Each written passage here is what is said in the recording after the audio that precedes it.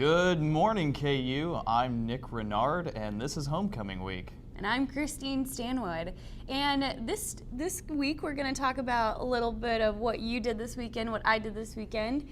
And just kind of start that off, Nick, what'd you do? Well, I had a pretty eventful weekend. I broke my glasses, which I'm still trying to recover from. It's kind of difficult to read the teleprompter this morning. What about you? How was your weekend? We're not really reading anything. No, we're not. This is all natural. No, yeah. Well, wait. You gotta go a little bit more in depth. Like, how'd you break your glasses? It's kind of a silly story. I literally grabbed them too hard, and they kind of just fell apart in my hands. So you literally hulked them. Yes. My hands turned green, got extra hairy, and they just shattered. Wow. Yes. Don't drink too much coffee in the morning, kids. Don't drink too much coffee, unless it's pumpkin spice. Ooh, speaking of which, we have this great idea that in a couple weeks we're going to come on and bring our pumpkin spice lattes on, and maybe, if you viewers are lucky, we'll be in our Halloween costumes. So tweet at our Twitter to see what you would like to have us be wearing as costumes. Nothing too risque, you know? Keep it classy. We'll talk about that. It's just an idea. So just an idea. Let us know what you how was think. your weekend, Christine? Oh, okay. My weekend was good. It was okay. I went to the lake, and it was fun. Yeah, tell me a little bit more about Lake of the Ozarks. Lake correct? of the Ozarks. Yeah, I went down for a date party, and it was fun. I got to be with my girlfriends. They have boyfriends. I don't. I went on a blind date. Enough said. Yeah, well, sometimes it's better to be single. Yeah, I figured that out the hard way this weekend. So, but when I got back from my long trip back from the Ozarks, it was like 3 hours.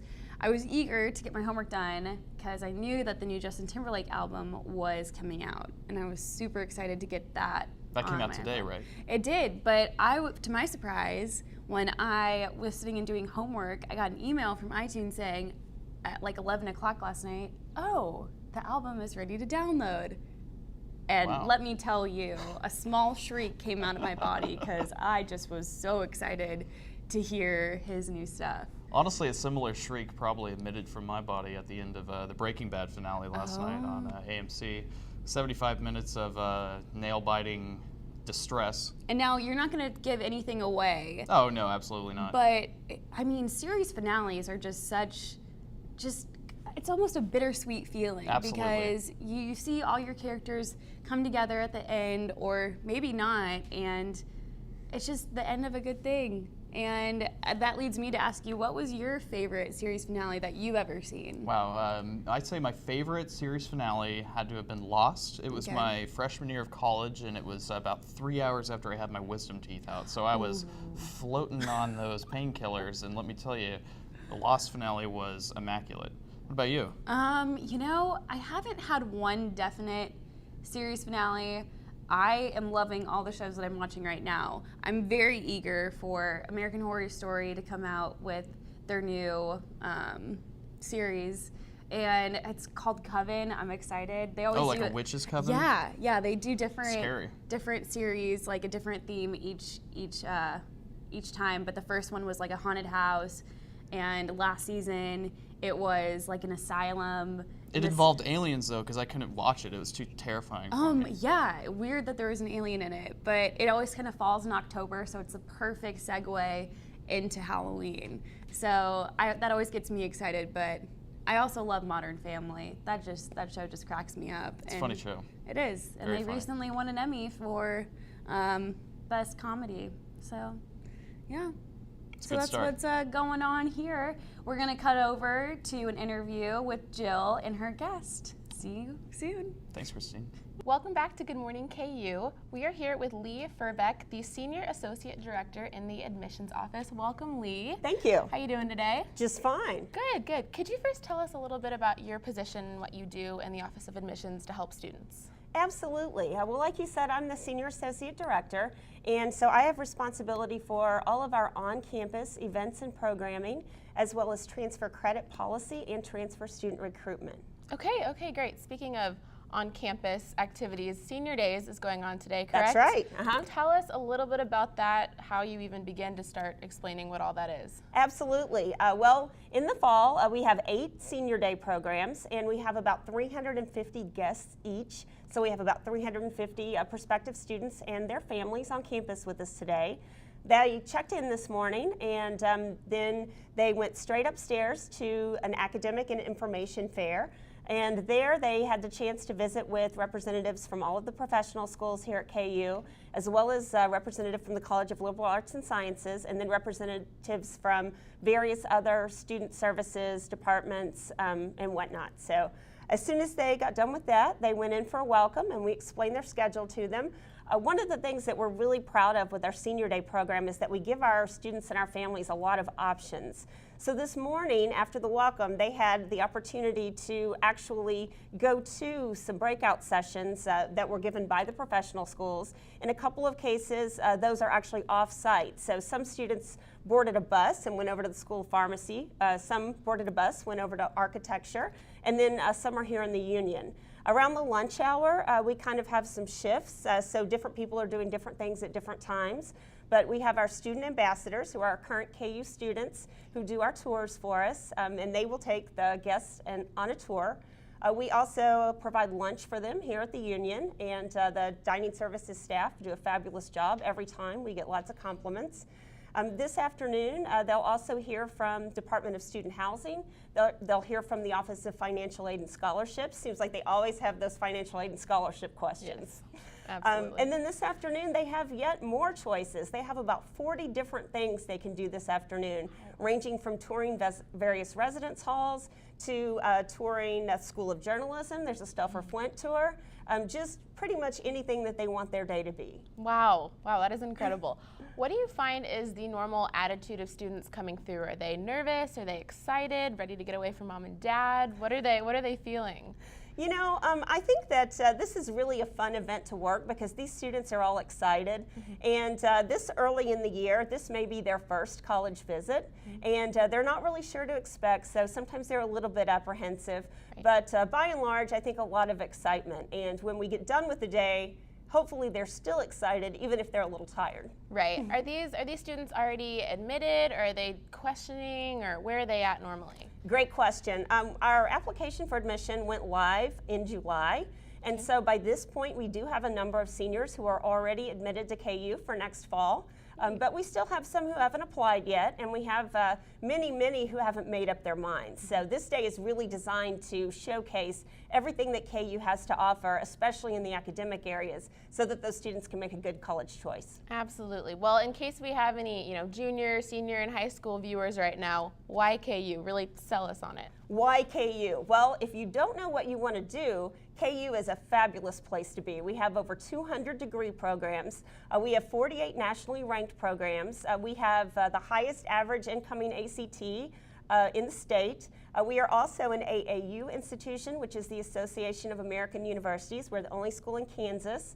And if you're coming from out of state, in-state too, we are really a great value for what you're getting for the money, for what tuition may cost students at a private school or sometimes even at their home state institution. KU is just a great value. And then of course we have that school spirit, and you see that everywhere from basketball to the Jayhawk to the fact that on any given day you're going to see folks out on campus with their Jayhawk gear on. Absolutely, I'm sporting mine today. That's right. Well, how about that for some Jayhawk spirit during your homecoming week? Lee, thank you so much. We appreciate it. Thank you. And we'll be back in just a minute with your news with Haley and Sushin. If I had a superpower, what would it be? The ability to make things levitate. The ability to read other people's minds. To be able to hold my breath underwater for a long time. I would talk to the animals. I could turn water into snow. Or you could just give blood.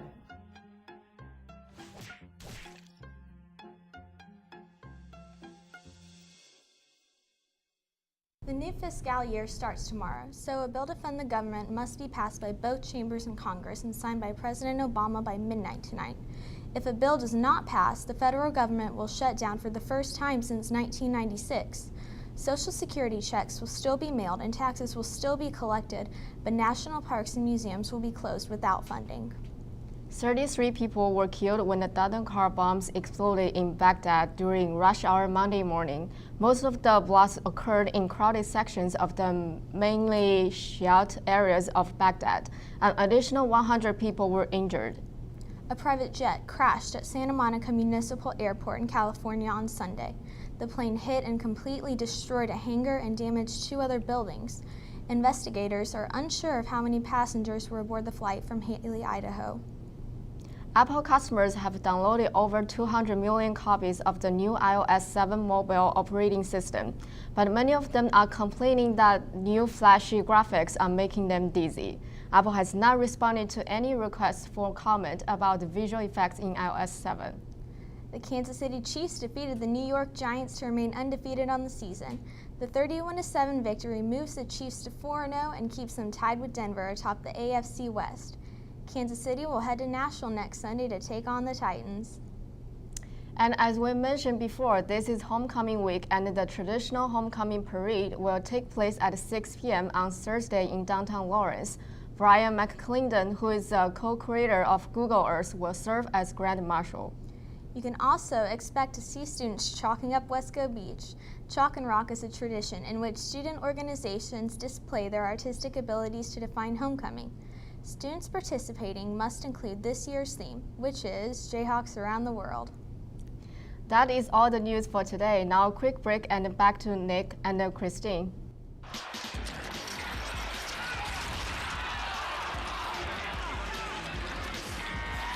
they're beating us on the boards out there, guys. This is your territory, Grimson. Do your job. Grimson. Hello? Hi, honey. What? Now? All right. The itsy bitsy spider climbed up the water spout. Down came the rain and washed the spider out.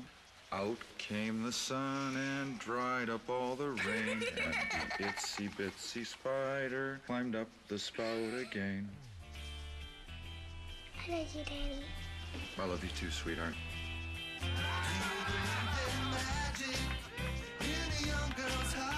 Hey, it's my girl.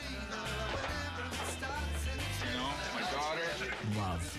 Pass it on. A message from the Foundation for a Better Life. And we're back talking about homecoming. Nick, what's one of your favorite homecoming traditions? Well, I always enjoyed the homecoming dance when I was in high school. It was honestly the first time that I ever actually realized that I had quite the affinity for moving and grooving, and that's not really left me since. What about you? Well, I mean, KU homecoming is a little different than high school homecoming, but I always really enjoy seeing the chalkings on Wesco Beach. But recently, I have become an entertainment correspondent for the UDK, and my assignment was to go out and find 101 people and talk to them about why it's so great to be a Jayhawk. That's a lot of people. Yeah, it was actually kind of a tough thing to do, but I ended up compiling a video of some people on walking to campus and found out why they thought it was great to be a Jayhawk, and I think we're gonna go ahead and share that video. Sounds great. Cool. I'm in a place where tradition is extremely important, and I'm around people that have the same energy as me about being a Jayhawk, and it's just a great environment to be in because everyone has the same tradition ideals. Jayhawk anthems. Jayhawk anthem? Yeah. Can you sing one for us? I'll sing it with you. Far above the Golden Valley. There are so many opportunities available here to not just get a degree, but to be placed in a workplace environment where you can get the most out of your education here. Great answer. It's a Miss America answer. All the students are hardworking, the professors are nice mostly, Mostly. No comment. Because this is just a great place to be. I'm fifth generation Jayhawk. I've bled it ever since I was a kid, and I'm just glad to be here, and everything's awesome. Love it. I enjoy all the food choices here at the Underground. Chick-fil-A? Chick-fil-A, yeah.